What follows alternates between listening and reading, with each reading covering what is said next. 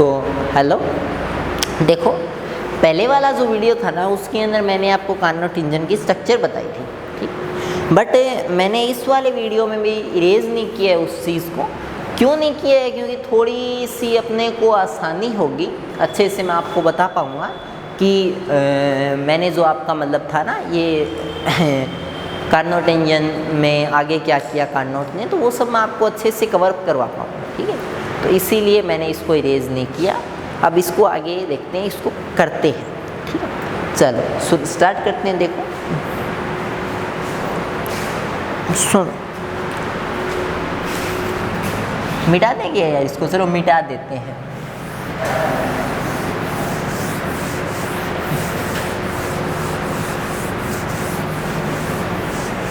एक चीज़ ध्यान रखो, कार्नोट इंजन खत्म, थर्मोडायनेमिक्स खत्म, चैप्टर खत्म, ठीक है। तो लास्ट है ये, मैं सोच रहा हूँ कि बस आज इसको कंप्लीट करके जाऊँ और उसके बाद नेक्स्ट इसको करेंगे कभी, ठीक है। मतलब अगला चैप्टर काफ़ी बाद में स्टार्ट करूँगा, इतने आप लोग ये रिवाइज़ करो, क्योंकि 12th है ना उसका काफ़ी बाकी है, तो वो भी उनको भी एकदम पटरी पे लाना है, ठीक है। चलो देखते हैं। सो स्टार्ट करते हैं। देखो आगे, हाँ सबसे पहले बात करते हैं, मैं आपको बता रहा हूँ इसके अंदर देखो, ये वैसे तो पूरा एक ही टॉपिक है। चलो, work done by A Carnot engine,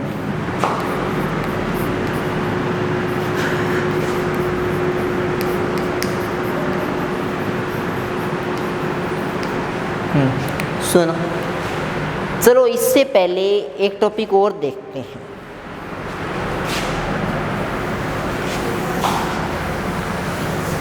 सुनो बेटा, कंपैरिजन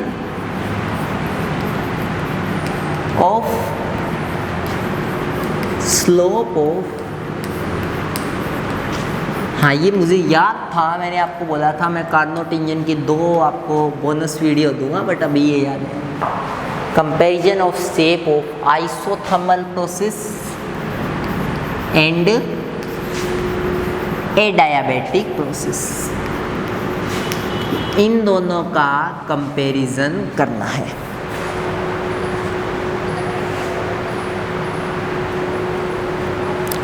ठीक है, सुनो, एडियाबैटिक, हाँ। अब देखो जो आपका आइसोथर्मल प्रोसेस होता है ना, आइसोथर्मल प्रोसेस आपका होता है, उसके अंदर PV is equal to nRT होता है, गॉट इट। बट n तो हमेशा कांस्टेंट है ही, R है वो भी हमेशा कांस्टेंट होता है। T कांस्टेंट होता तो नहीं है, लेकिन यहाँ पर प्रोसेस ही कौन सा है? आइसोथर्मल।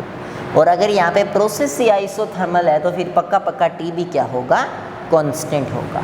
तो यहाँ पर आपका जो nRT है वो कांस्टेंट है, इज कांस्टेंट बिकॉज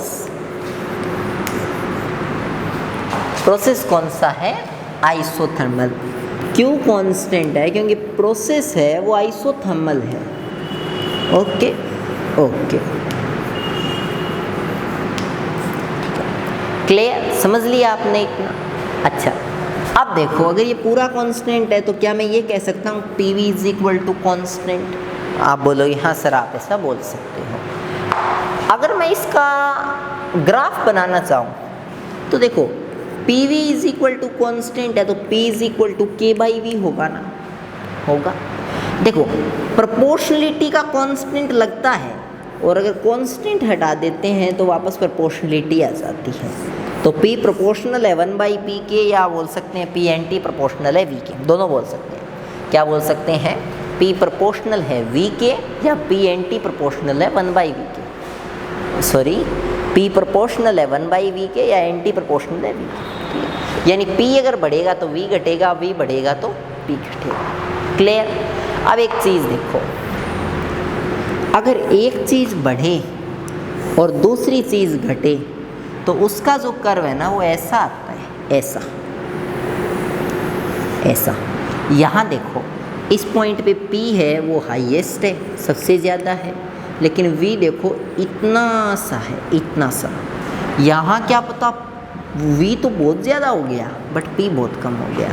तो ऐसा जो कर्व होता है ना वो दिखाता है कि P और V एक दूसरे के क्या है, एंटी प्रोपोर्शनल। तो ऐसा कर्व होता है आइसोथर्मल प्रोसेस का।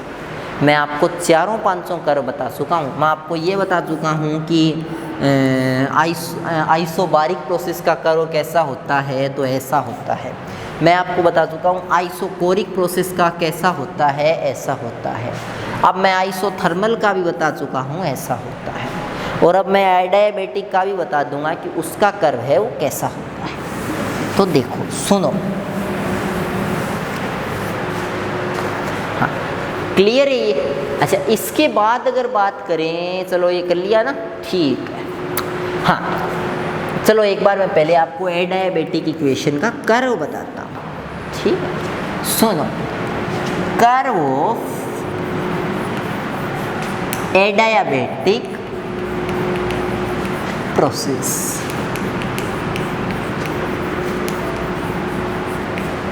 ठीक है, सुनो एडियाबैटिक इक्वेशन क्या होती है, पीवी की power gamma is equal to constant. P is equal to क्या होता है, के बटे वी की power gamma. P is proportional आया किसके, 1/v की पावर गामा के। अब सुनो मेरी बात, अगर गामा एक हुआ कभी, देखो एक से छोटा तो गामा होता ही नहीं।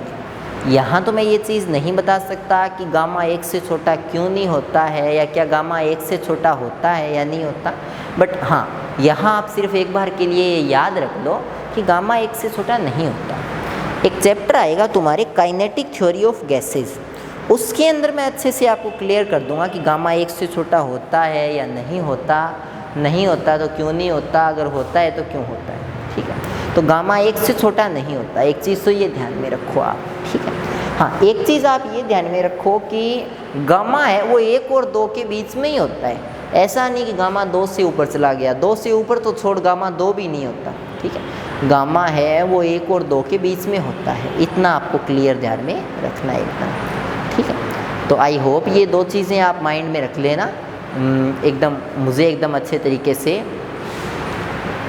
ये आप समझा दोगे। चलो हाँ अब सुनो, अगर P और V एक दूसरे के एंटी प्रोपोर्शनल है तो मैं इतनी देर ही बता चुका हूँ, दोनों का कर्व है वो फिर तो ऐसे ही आना चाहिए। ये भी कर्व किसका आना चाहिए, एडियाबैटिक का, और सही भी है। एडियाबैटिक का कर्व भी ऐसा ही आता है, बस थोड़ा सा डिफरेंस होता है, थोड़ा सा। कितना सा, दोनों का एकदम एक साथ बता देता हूँ तो वहाँ समझ में आ जाएगा कि हाँ इतना सा डिफरेंस होता है। देखो सुनो, आइसोथर्मल जो है ना उसका कर्व ऐसे आता है, और एडियाबैटिक है ना उसका कर्व ऐसे आता है।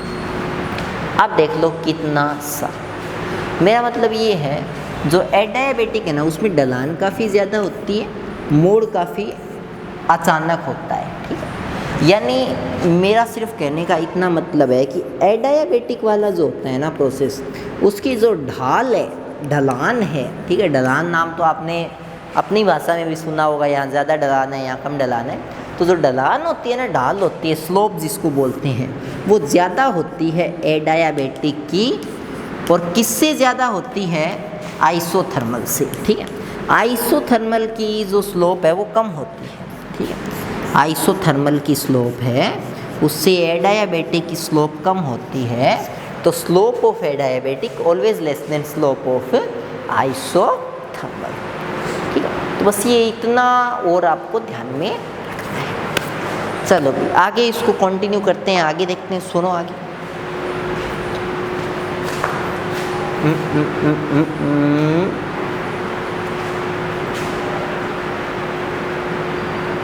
ठीक है। अच्छा आप पूछोगे सर ये आपने तो ये ऐसे बता दिया बस इतनी ज़्यादा होती है, क्या आप इस चीज़ को प्रूफ कर सकते हो? मैं बोलूँगा बिल्कुल मैं इसको प्रूफ कर सकता हूँ। तो चलो फिर इसको प्रूफ करके दिखाता हूँ। बेकार की चीज़ें इरेज करते हैं और प्रूफ करते हैं।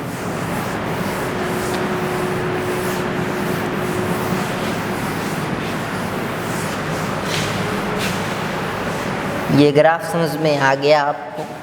इसको इरेज करते हैं, इसको इरेज करते हैं, ये कोई काम की नहीं है। अब इसको इरेज करते हैं, ये कोई काम की नहीं है। ठीक, अब सुनो, इसको भी इरेज करते हैं, ये कोई काम की। सुनो, देखो PV is equal to constant है, इसका आप डिफ्रेंशिएशन करो, इसको नाम दे दो इक्वेशन के differentiating of differentiation of equation के। इक्वेशन के का अगर आप डिफ्रेंशिएशन करोगे तो P ऐसे का ऐसे, V का V के रिस्पेक्ट में डिफ्रेंशिएशन 1 प्लस V ऐसे का ऐसे P का डिफ्रेंशिएशन dP बटे dV, ठीक है। और इज इक्वल टू कॉन्स्टेंट का डिफ्रेंशिएशन कितना?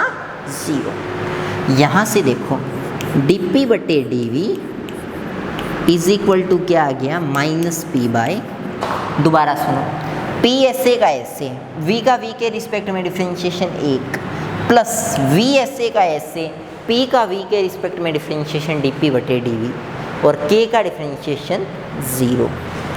तो dP बटे dV कितना आ गया? माइनस P बाय, तो ये आ गया। आप वैसे भी कर सकते हो, P dV plus V dP, P dV plus V dP is equal to K।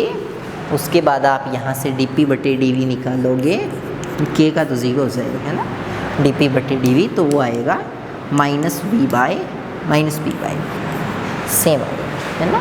चलो कर लेना भी ये। तो अब चलो भी इसका, हाँ एक चीज़ हमेशा ध्यान रखना, देखो जो आपकी स्लोप होती है ना, स्लोप होती है m, जिसको ढाल बोलते हैं, वो होती है असल में tan थीटा, और tan थीटा आपका हमेशा होता है लंब परपेंडिकुलर अपॉन में बेस, हिंदी में बोलते हैं लंब बटे आधार, परपेंडिकुलर अपॉन में बेस। अब एक चीज़ देखो, क्या ये परपेंडिकुलर है? आप बोलोगे हाँ सर ये परपेंडिकुलर है। क्या ये बेस है? आप बोलोगे सर हाँ ये बेस है। तो अरे यार ये जब परपेंडिकुलर है, ये जब बेस है, अगर मैं इसको ऐसे आगे बढ़ा दूँ, इसको ये एक्स आगे बढ़ा दूँ, तो क्या ये वाई एक्सिस नहीं है? और क्या ये एक्स एक्सिस नहीं है? तो क्या मैं ऐसे नहीं लिख सकता कि कोई चीज़ की स्लोप होती है वो वाई बटे एक्स होती है? और अगर मैं ऐसे लिख सकता हूँ तो क्या मैं ये नहीं बोल सकता कि किसी चीज़ की स्लोप है वो dy बटे dx होती है? और dy बटे dx तो किसी चीज़ का डिफ्रेंशिएशन होता है। तो इसका मतलब अगर किसी चीज़ का पी वाई वी करें, देखो अगर आप अभी कर्व बनाया था, ऐसे ही बनाया था ना, अगर आपको इसकी वो निकालनी है, स्लोप निकालनी है, तो आप पी वाई वी कर लो या तो, और या क्या कर लो डी पी बटे डी वी। बट हमेशा ध्यान रखना स्लोप में कांस्टेंट का कोई रोल नहीं होता, ठीक है। और हमें कांस्टेंट को ख़त्म करना है तो इसके लिए फिर डिफरेंशिएशन करना पड़ेगा। पी बाई वी भी कर सकते हैं, गलत नहीं है, बट यहाँ पी बाई वी थोड़ा सा अजीब होगा। क्यों होगा अजीब? क्योंकि यहाँ थोड़ा सा वो है ना कि यहाँ कांस्टेंट है और कांस्टेंट को हमें एलिमिनेट करना है। तो कांस्टेंट को एलिमिनेट करने के लिए हमने पी बाई वी को एलिमिनेट किया, ठीक है। चलो सुनो आगे।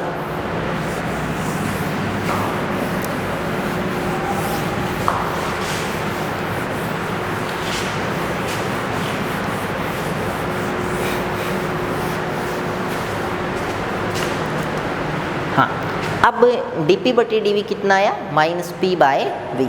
अच्छा, इसके बाद अगर बात करें तो इसकी तो स्लोप निकल गई। मैं सीधा अब निकल देता हूँ कि स्लोप है वो भी किसकी? आइसोथर्मल प्रोसेस की, वो तो निकल गई और वो आ भी गई कितनी? Minus P by. अच्छा, दूसरा अगर मैं बात करूँ, दूसरा अगर मैं बात करूं तो सेकेंड आपका क्या है? सेकेंड आपका है एडियाबैटिक प्रोसेस।